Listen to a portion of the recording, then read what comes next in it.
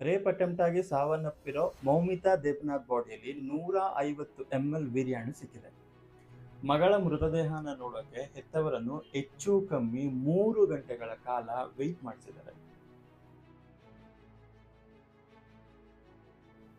ಈ ಘಟನೆ ನಡೆದು ಸ್ವಲ್ಪ ಹೊತ್ತಲ್ಲೇ ಈ ಕಾಲೇಜಿನ ಪ್ರಿನ್ಸಿಪಲ್ ರಾಜೀನಾಮೆ ಮಾಡಿದ್ದಾರೆ. ಇದಲ್ದೇನೆ ಹತ್ತಿರದಲ್ಲಿ ಇರೋ ಇನ್ನೊಂದು ಮೆಡಿಕಲ್ ಕಾಲೇಜ್ಗೆ ಇದೇ ಪ್ರಿನ್ಸಿಪಲ್ನ ಸೇಮ್ ಪೊಸಿಷನ್ಗೆ ನೇಮಕ ಮಾಡಿದ್ದಾರೆ. ಇದನ್ನ ಮಾಡಿರೋದು ಒಬ್ಬ ವ್ಯಕ್ತಿ ಅಲ್ಲ, ಖಂಡಿತವಾಗಿಯೂ ಇದೊಂದು ಗ್ಯಾಂಗ್ ರೇಪ್ ಅಂತ ಹೋರಾಟಗಾರರು ದೊಡ್ಡ ಮಟ್ಟದಲ್ಲಿ ಹೋರಾಟ ಮಾಡ್ತಾ ಇದ್ದಾರೆ. ಕಲ್ಕತ್ತಾದಲ್ಲಿ ನಡೆದಿರೋದಾದ್ರೂ ಪ್ರಿನ್ಸಿಪಲ್ ಯಾಕೆ ಇದನ್ನ ಸೂಸೈಡ್ ಅಂತ ಹೇಳಿದ್ದಾರೆ? ಸ್ನೇಹಿತರೆ, ಎಲ್ರಿಗೂ ನಮಸ್ಕಾರ. ಈ ಘಟನೆ ನಡೆದಿರೋದು ಕಲ್ಕತ್ತಾದಲ್ಲಿರುವಂತಹ ಆರ್ಜಿಕರ್ ಮೆಡಿಕಲ್ ಕಾಲೇಜ್ನಲ್ಲಿ. ಇನ್ನು ಈ ಹಾಸ್ಪಿಟ್ಲ್ ಬಗ್ಗೆ ನೋಡೋದಾದ್ರೆ, ಈ ಹಾಸ್ಪಿಟ್ಲು 1958ನೇ ಇಸ್ವಿವರೆಗೂ ಇದೊಂದು ಪ್ರೈವೇಟ್ ಹಾಸ್ಪಿಟ್ಲ್ ಆಗಿತ್ತು. 1958ನೇ ಇಸ್ವಿಯಲ್ಲಿ ಈ ಹಾಸ್ಪಿಟಲ್ನ ಗೌರ್ಮೆಂಟ್ ಆಸ್ಪತ್ರೆ ಆಗಿ ಚೇಂಜ್ ಮಾಡಿದ್ರು. ಈ ಹಾಸ್ಪಿಟಲ್ನಲ್ಲಿ ಇದೇ ತಿಂಗಳು 8ನೇ ತಾರೀಕು ಈ ಘಟನೆ ನಡೆದಿದೆ. 9ನೇ ತಾರೀಕು ಬೆಳಗ್ಗೆ ಎಲ್ರಿಗೂ 31 ವಯಸ್ಸಿನ ಮೃತದೇಹ, ಬರೀ ಮೃತದೇಹ ಅಲ್ಲ, ಬ್ರೂಟಲ್ ಆಗಿ ರೇಪ್ ಆಗಿರುವಂತಹ ಮರ್ಡರ್ ಡೆಡ್ ಬಾಡಿ ಸಿಕ್ಕಿದೆ. ಹಾಸ್ಪಿಟಲ್ ಫೆಸಿಲಿಟೀಸ್ ನೋಡೋದಾದ್ರೆ, ಈ ಹಾಸ್ಪಿಟಲ್ ನಲ್ಲಿ ಪ್ರತಿದಿನ ಸಾವಿರಾರು ಪೇಷಂಟ್ಸ್ ಬರ್ತಾರೆ. ಆದ್ರೆ ಇಲ್ಲಿ ಹೆಚ್ಚಿನದಾಗಿ ಯಾವುದೇ ತರ CCTV ಇನ್ಸ್ಟಾಲೇಷನ್ ಮಾಡಿಲ್ಲ ಅಂತ ವಿಚಾರಣೆ ಮೂಲಕ ತಿಳಿದು ಬಂದಿದೆ. ಇಲ್ಲಿ ವರ್ಕ್ ಮಾಡುವಂತ ಡಾಕ್ಟರ್ಸ್ಗಳಿಗೆ, ಎಸ್ಪೆಷಲಿ ಲೇಡಿ ಡಾಕ್ಟರ್ಸ್ಗಳಿಗೆ ರೆಸ್ಟ್ ಮಾಡೋಕೆ ಅಂತ ಯಾವುದೇ ತರ ಸ್ಪೆಷಲ್ ರೂಮ್ ಇರಲಿಲ್ಲ ಅಂತ ಕೂಡ ವಿಚಾರಣೆ ಟೈಮಲ್ಲಿ ಗೊತ್ತಾಗಿದೆ. ಇದು ಈ ಆಸ್ಪತ್ರೆ ಪರಿಸ್ಥಿತಿ ಮಾತ್ರ ಅಲ್ಲದೆ, ಇಂಡಿಯಾದಲ್ಲಿರೋ ಸುಮಾರು ಆಸ್ಪತ್ರೆಯಲ್ಲಿ ಇದೇ ತರ ಪರಿಸ್ಥಿತಿ ಅಂತ ಹೋರಾಟಗಾರರು ತಮ್ಮ ನೋವುಗಳನ್ನ ವ್ಯಕ್ತಪಡಿಸಿಕೊಂಡಿದ್ದಾರೆ. ಈ ಆರ್ಜಿಕರ್ ಹಾಸ್ಪಿಟಲ್ನಲ್ಲಿ ಲೇಡಿ ಡಾಕ್ಟರ್ ಒಬ್ರು 8ನೇ ತಾರೀಕು ನೈಟ್ ಶಿಫ್ಟ್ ವರ್ಕ್ ಮಾಡ್ತಾ ಇರ್ತಾರೆ. ಎಮರ್ಜೆನ್ಸಿ ವಾರ್ಡ್ ಪಕ್ಕನೇ ಸೆಮಿನಾರ್ ಹಾಲ್ ಇದೆ.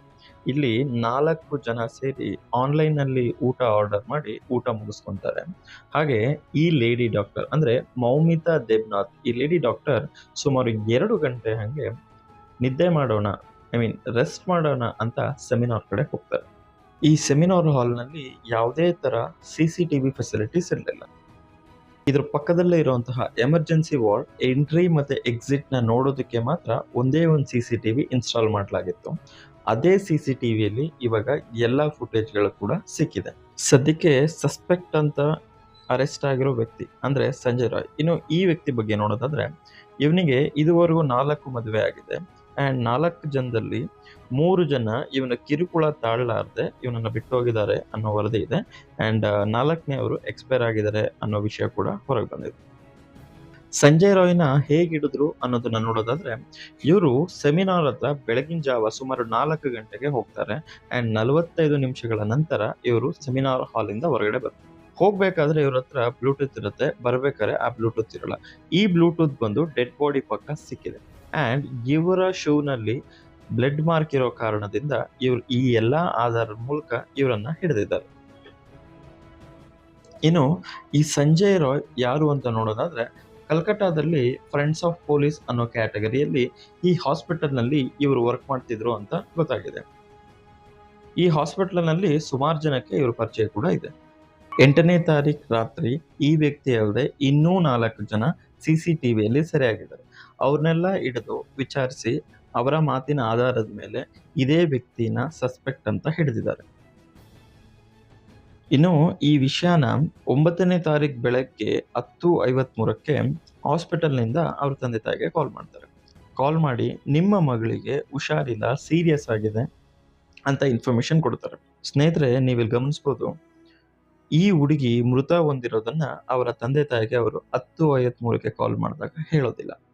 ಬೆಳಗಿನ ಜಾವ 10:53ಕ್ಕೆ ಕಾಲ್ ಮಾಡಿ ಜಸ್ಟ್ ಹುಷಾರಿಲ್ಲ, ಸೀರಿಯಸ್ ಆಗಿದೆ ಅಂತ ಹೇಳಿದವರು 22 ನಿಮಿಷಗಳ ನಂತರ ಮತ್ತೆ ಕಾಲ್ ಮಾಡಿ ನಿಮ್ಮ ಮಗಳು ಎಕ್ಸ್ಪೈರ್ ಆಗಿದ್ದಾರೆ, ಹಾಸ್ಪಿಟಲ್ಗೆ ಬನ್ನಿ ಅಂತ ಹೇಳ್ತಾರೆ.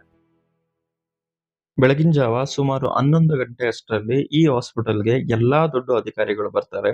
ಈ ಘಟನೆ ಹೇಗ್ ನಡೆದಿದೆ ಅಂತ ಸೆಮಿನಾರ್ ಹಾಲ್ನ ಇಂಚು ಕೂಡ ಸರ್ಚ್ ಮಾಡೋದಕ್ಕೆ ಶುರು ಮಾಡ್ತಾರೆ. ಸ್ನೇಹಿತರೆ ನೋಡಿ, ಮಗಳು ಸತ್ತೋಗಿದ್ದಾಳೆ ಅಂತ ಓಡೋಡಿ ಬಂದಂತಹ ತಂದೆ ತಾಯಿಗಳನ್ನ ಹೆಚ್ಚು ಕಮ್ಮಿ 3 ಗಂಟೆಗಳ ಕಾಲ ಮಗಳನ್ನ ತೋರಿಸ್ದಂಗೆ ಕಾಯಿಸಿದ್ದಾರೆ ಅನ್ನೋ ವಿಷಯ ಕೂಡ ತಿಳಿದು ಬಂದಿದೆ. ಆಲ್ಮೋಸ್ಟ್ 3 ಗಂಟೆಗಳ ಕಾಲ ವೆಯ್ಟ್ ಮಾಡಾದ್ಮೇಲೆ ತಂದೆ ತಾಯಿಗಳಿಗೆ ಮಗಳ ಡೆಡ್ ಬಾಡಿನ ನೋಡುವಂತ ಅವಕಾಶ ಮಾಡಿಕೊಡ್ತಾರೆ. ಪೋಸ್ಟ್‌ಮಾರ್ಟಮ್ ಎಕ್ಸ್‌ಪರ್ಟ್ಸ್ ಮುಖಾಂತರ ಪೋಸ್ಟ್‌ಮಾರ್ಟಮ್ ಮಾಡೋದಕ್ಕೆ ಶುರು ಮಾಡ್ತಾರೆ. ಪೋಸ್ಟ್‌ಮಾರ್ಟಮ್ ಮಾಡಾದ್ಮೇಲೆ ಈ ರಿಪೋರ್ಟ್ ಬರುತ್ತೆ. ಈ ರಿಪೋರ್ಟ್ ಅಂತೂ ಎಲ್ರನ್ನೂ ಕೂಡ ದಂಗಾಗೋ ತರ ಮಾಡುತ್ತೆ.